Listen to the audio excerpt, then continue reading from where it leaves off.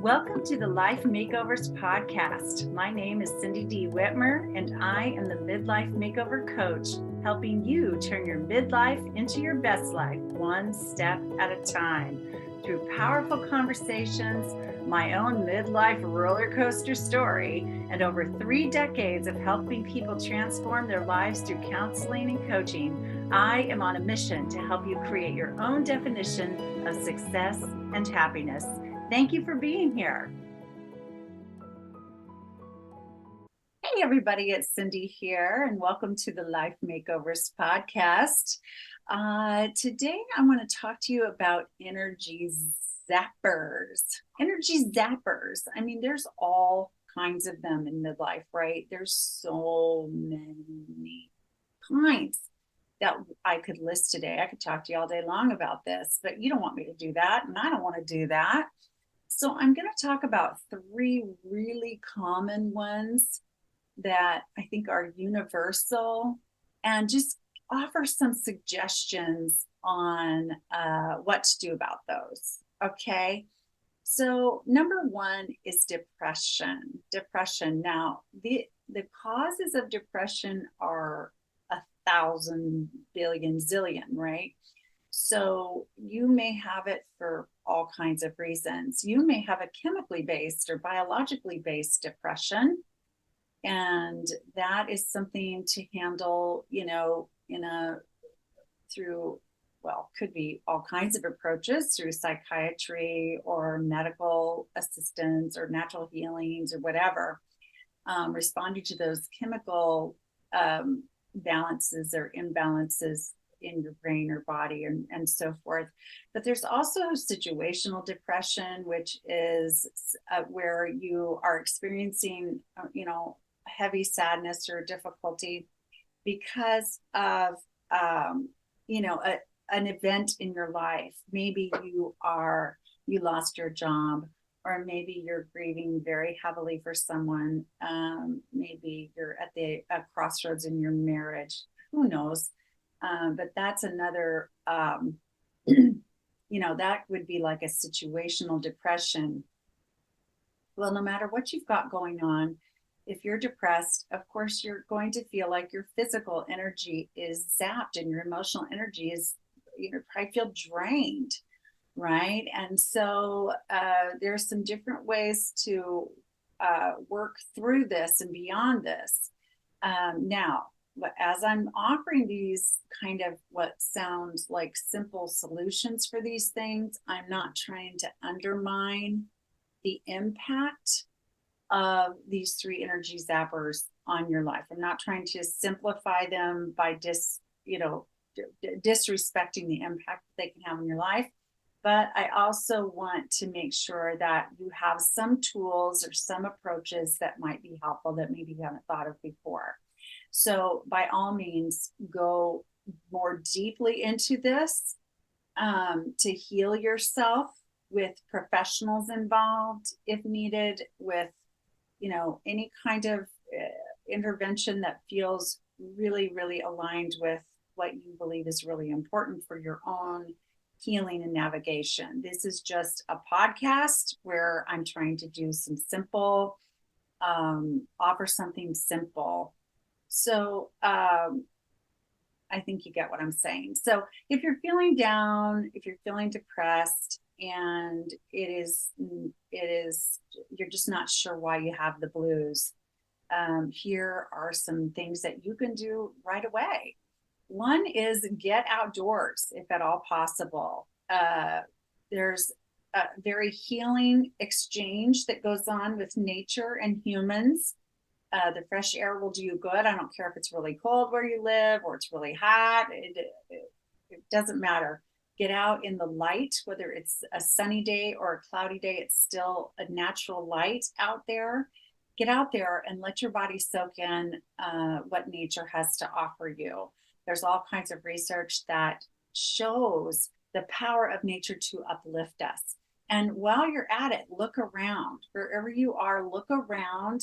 And if you can witness a beautiful garden or soak in, a nice view of mountains or the ocean or the prairie or beautiful trees or farm hills or whatever it is, take it in and bask in the beauty around you. Or maybe you see a lovely little bird sitting on a branch, or whatever it is, take in the beauty of it all. This is uplifting to the soul.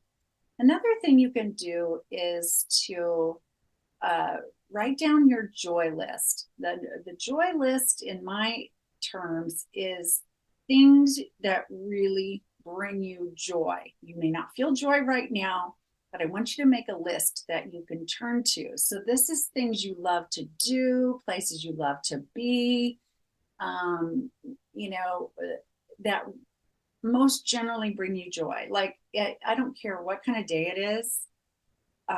Nature brings me joy. I don't care what kind of day it is. When I'm with somebody that I love, that brings me joy. Another thing that consistently brings me joy is reading books, doing jigsaw puzzles, traveling, being by the ocean, hearing some real stories from friends about what's going on in their lives, great cup of hot tea, a good walk. Anything, I mean, there's so many things, right, that we could put on our joy list. So I suggest that you come up with at least 10, maybe 25. And then how I want you to use your joy list is when you're feeling down, you look at that joy list and you go, what can I do today? Or what can I do right now? Or which one of these can I participate in or honor? And get about the business of doing it. Because one of the things that we forget to do when we're feeling in a slump is we forget to let ourselves do something we really want to do. One of the things I love to do too, whether sometimes when I'm really down, is take a long hot bubble bath and just soak and relax. So get things on your joy list to remind you of things you love and enjoy, and let yourself do them. Maybe you haven't let yourself do any of these things in a long, long time. And then the other thing is, I know may sound ridiculous, but I want you to think about what you're grateful for. So do some kind of gratitude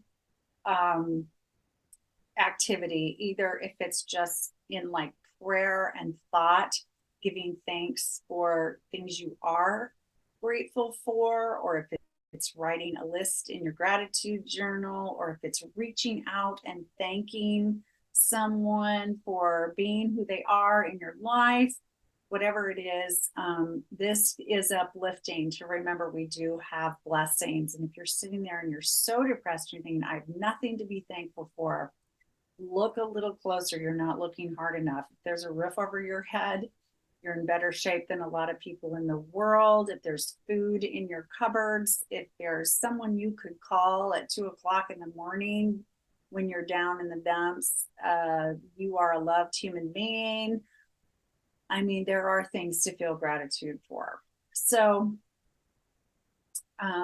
those are just a start of a list of ideas. Number 2, a second energy zapper. Oh my, is anxiety, right? Anxiety.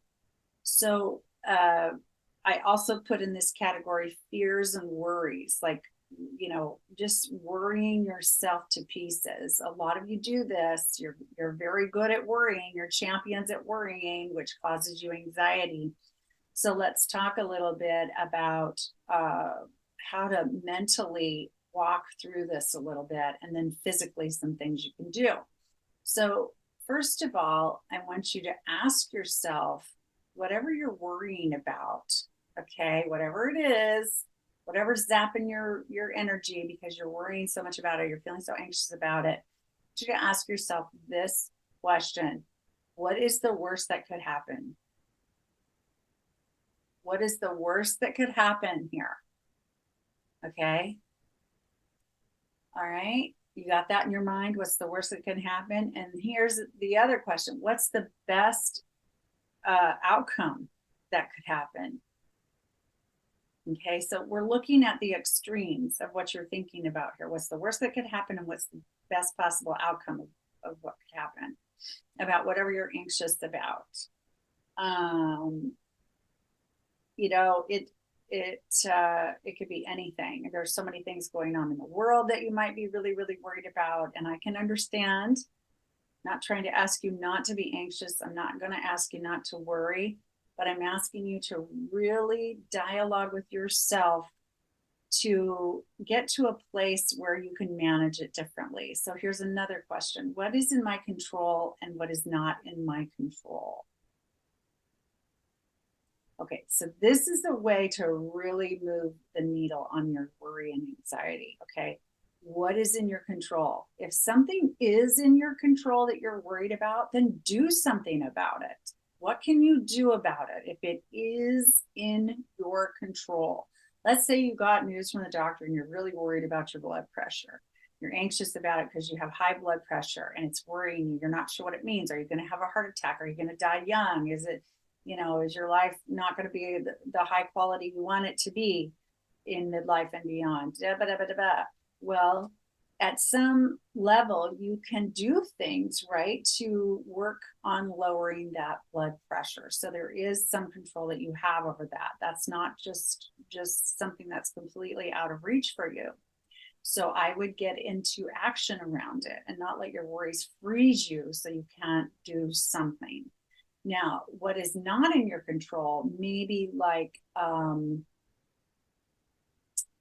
you know, what's happening to a family member of yours in their lives, or what's happening in the news, some of the difficult, very scary situations that are happening around the world at any given time may really be worrying you. But what can you control about those things? You know, there at the time of this recording anyway, there's a war going on in Israel. And, you know, we can all worry about that. You know, that's easy to do, very easy to do. But what can we control about it?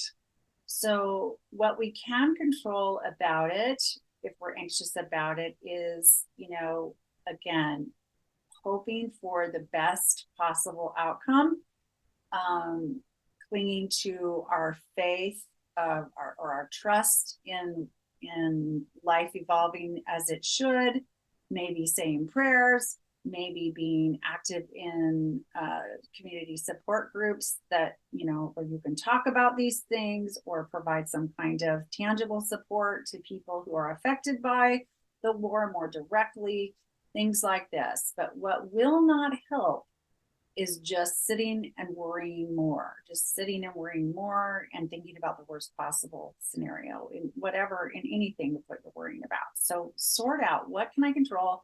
What can I not control? And what you can't control, you've got to let go of in your mind. Just let go of it. Let it be, because you can't control it. And worrying yourself is not going to have an effect on that. All it's going to do is have an effect on making your life even worse. So where you don't have control, let it go. Where you do have some control, get into action around it to, you know, help reduce the anxiety and worry around it. And then physically, from a physical standpoint and a spiritual standpoint, again, cling to any faith that you have, any belief system that comforts you. You might turn to prayer and meditation to help you through your anxieties and worries, or, you know, get involved in some breathing exercises, relaxation techniques, and things like that. Help reduce the worry and anxiety. Okay. Number 3, the third energy zapper of 5 million, but we're only doing 3 today, is stress. Stress.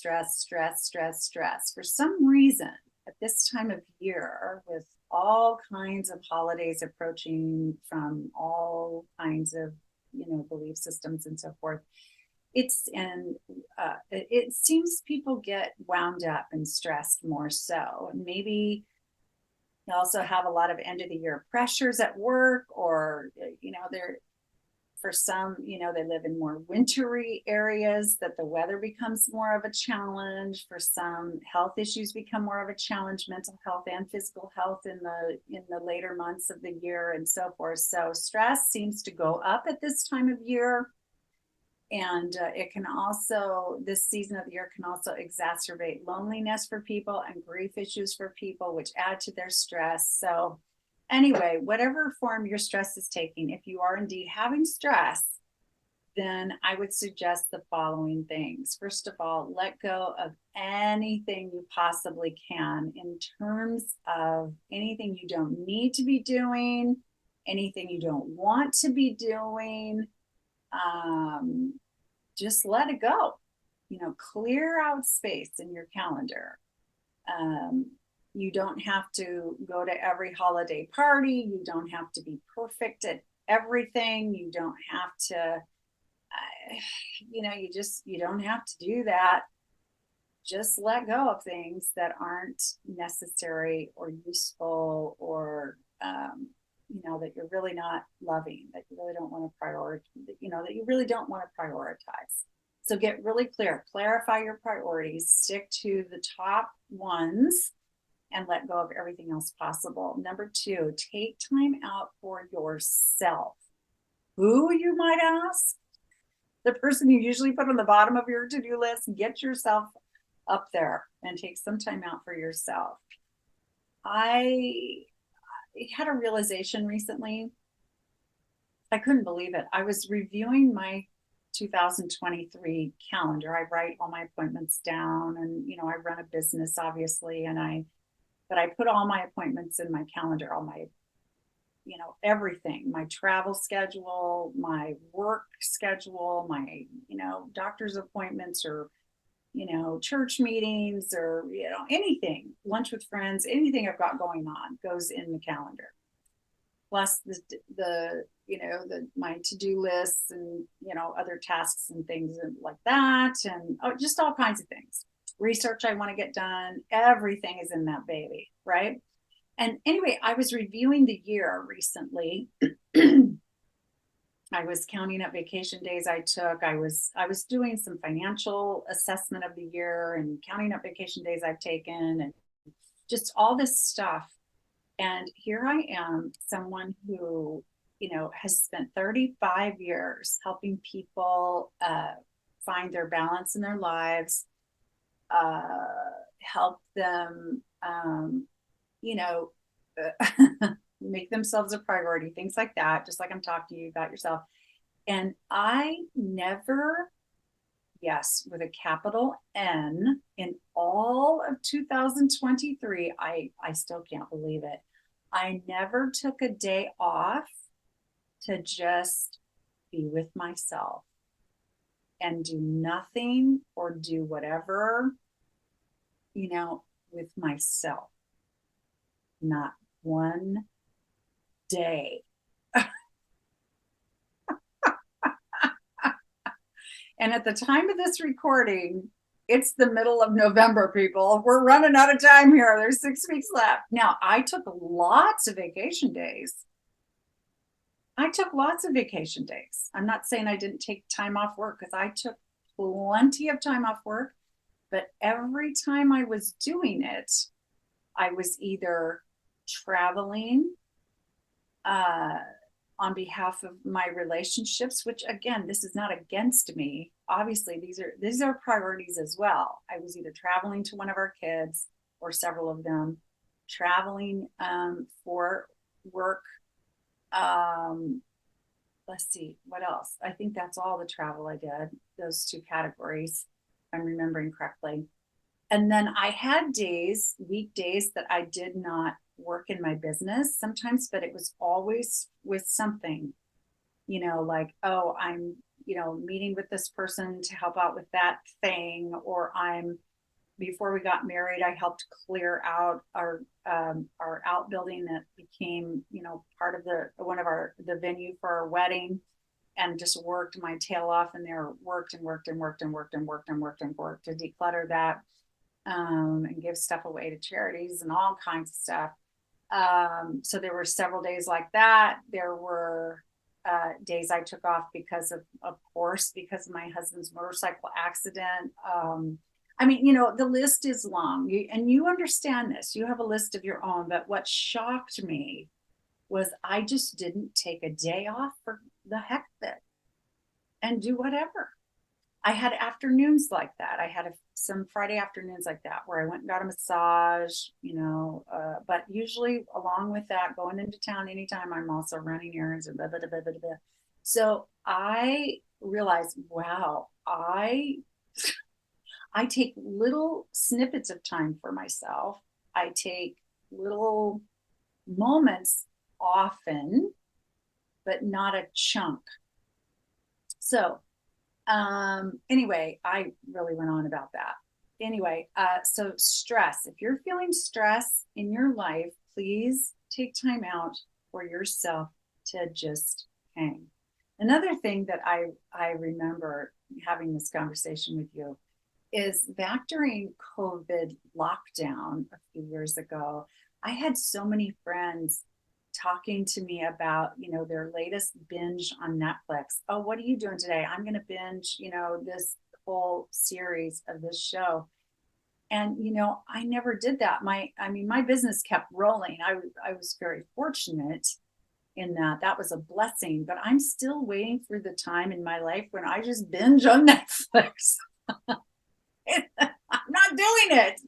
Is everybody doing this? Is this what you're doing on Saturdays? Because I'm not doing it then either.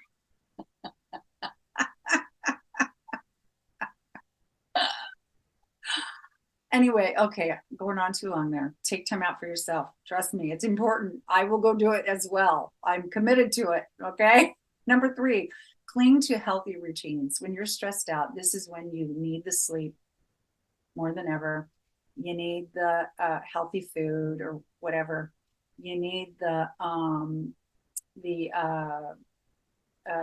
exercise, the movement, your just the rhythm of your life, whatever that is, the routine, the things that really comfort you about your routine, your time at home and things you do there that are comforting in your routine, your time with others that are the loved ones that feels really important to spend time with, all that stuff.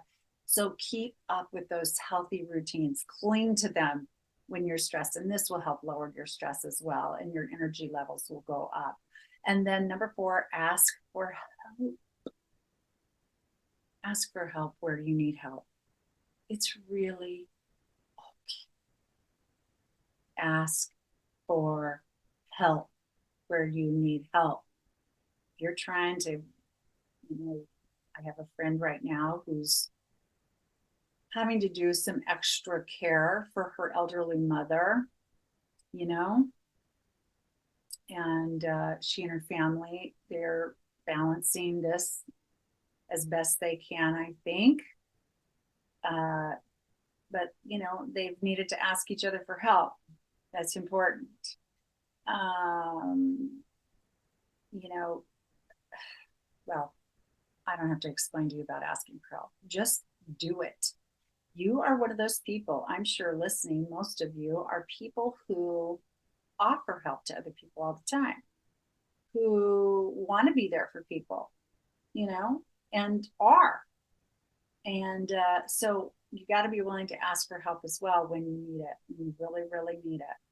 When my husband had his motorcycle accident a couple months ago, I was on the phone asking for help here, there, and everywhere as quickly as I could, because guess what? I was 1,500 miles away in Boston and couldn't get out of there until the next morning. And here he was,